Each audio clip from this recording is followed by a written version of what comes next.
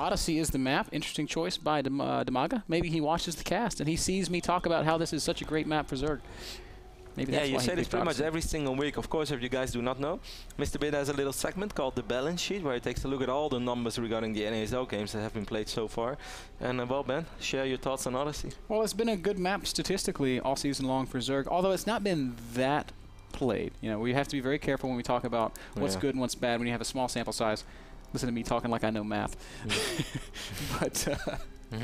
But Odyssey plays out well for Zerg, and we don't have to look at the numbers to understand why. It's got a very accessible third base for Zerg and a very vulnerable third base for the other races. It's got pretty much like one level mid-map. Can I say that? Which makes creep spread very, very easy for Zerg, allows them to take so much map control, allows them to be very allows them to see things that are happening all around the map. So that's going for Zerg as well. Why are you giggling? Because, you know, I was just thinking if I would ever design a map myself, I would put like... It's like hills everywhere. Yeah, no, I would just put like the 2 spawning locations and then, like the village, and then like it just goes towards the middle of the map, which is like the Mount Everest. It just goes up every single time. So you need high ground vision all the time to put a new 2. Call it like Aztec Temple, and it's just like a terraced. Yes. Okay, I can dig it. Also, guys, I got to give a big shout out to Scotland. I know we've got some Scots tuning into the broadcast today. DiMaga's going to scout this 2-racks opening from DeMusliM. That's a pretty aggressive 2-racks opening. Yeah, they're pretty damn early. DeMusliM is not well, he's building SUVs. I think it was either 11-12 or 12-12. No, it was definitely quicker than 12-12. I think it was even 11-11, man. Or 11-12. It was 11-12. I was just thinking, because you mentioned Scotland, I was thinking of the Irish fans today in the Euro 2012. Despite their team not being very good, the fans were fantastic. I looked up on YouTube how to do a Scottish accent because I think they're so cool sounding. They're but really cool. It's hard to do, man. Scottish. They roll their R's. Not now, Ben. No, not very good. Maybe if we had a Scottish player. Little drone war. You know, there was a very famous Scottish player. Let's talk about the opening. We see DiMaga going head first, but he did scout the 11 or 12 or 12, yeah, the double racks opening basically by DeMusliM. So he's following up with a spawning pool straight away, and most likely will get a really quick spine crawler. Kind of a late spawning pool. It was like a 16 pool, which is already going to put DiMaga in a little bit of trouble. But he sees it coming, so he should be able to prepare. He's also probably repositioned that Overlord in his natural, and he's doing that as soon as I say it. Good stuff from DiMaga thus far. Has to be very careful not to let this bunker go up. Yeah, exactly. He has to keep a close eye on this SUV. That's one of those things that's super important. DiMaga straight away pulling 6 SUVs. Obviously quite worried about that single. Look at this, the one lonely Marine man. He's just standing here. He's not shooting yet. Fires the missiles. Takes one shot and then runs for the hills. Drones are scary, man. I wouldn't face off against the DeMusliM is bringing 5-6 additional SUVs as well, but DeMusliM wants to make this a quickie. This is going to be pretty much everything or nothing already. He only has 16 SUVs, and he has 6 of those on the map right now. Overlord takes some damage, but does not fall. DiMaga's got to be very careful about how he engages. Wants to buy time for the spot. Oh, pulling all of his drones. DiMaga says, pulling out all the stops.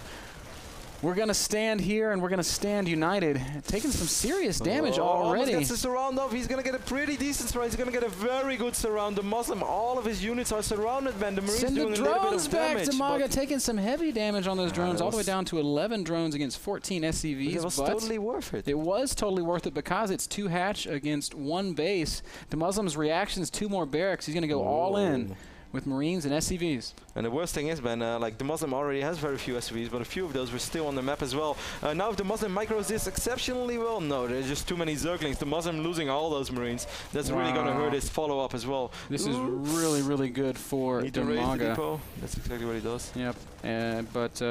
Man, kills all those Marines. That's going to further delay any like additional all-in from DeMusliM, who still hasn't decided to throw down a command center. He's not going to throw down a command center. He's going to go all in. The question is just when. Let's take one more look at how DiMaga shut down that Marine pressure here.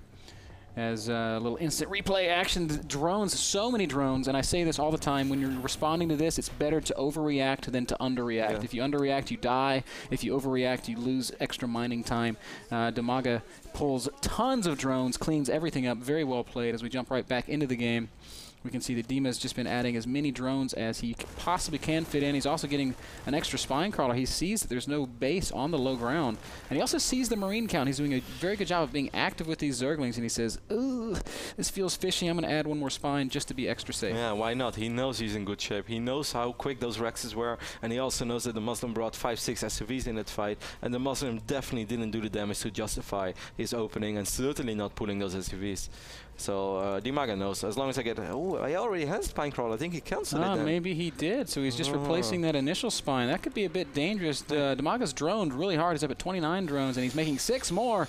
Marines are going to poke forward and take a shot at these Lings. I love how the Muslim is doing this. First with a decent squad, but not everything. You know, kind of just giving away. I just want to poke. I just want to try to force a queen back, perhaps. Maybe pick off a 2 more.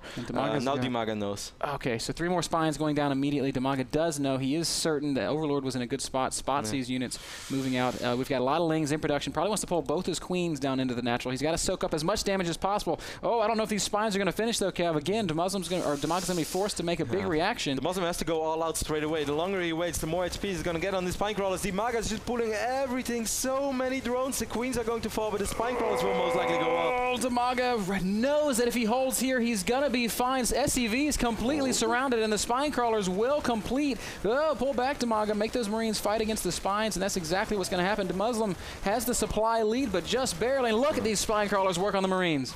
Beautiful. Now a couple of Zerglings streaming in. The Muslim losing most of those Marines, passing those spine crawlers. Man, that was really the Brarok wall that you shouldn't have passed. GG from DeMuslim. Well played by DiMaga. Great job holding off the aggression. In just a second, we're going to take another look at that final fight. But for now, man, great job by DiMaga. I think the story of this game is what you already said, Ben. Never underreact. First time he pulled quite some drones. It was totally worth it. And now in the final fight as well, just one more time. Man, he had more drones than the Muslim had units, I felt. He just pulled everything. Drones were coming in from all directions. And all he needed to do, like he brought those 2 queens as well. They soak up so much damage. But the Muslim needs to focus those things, because if he doesn't, they're going to do a lot of damage. But if he does focus them, then the spine crawlers will go up. So the Muslim didn't really have a choice. And if he wouldn't focus either of those 2, nothing would ever happen. This is great snap decision making by DiMaga, knowing all I have to do is survive until the spines finish. That's exactly what he does do.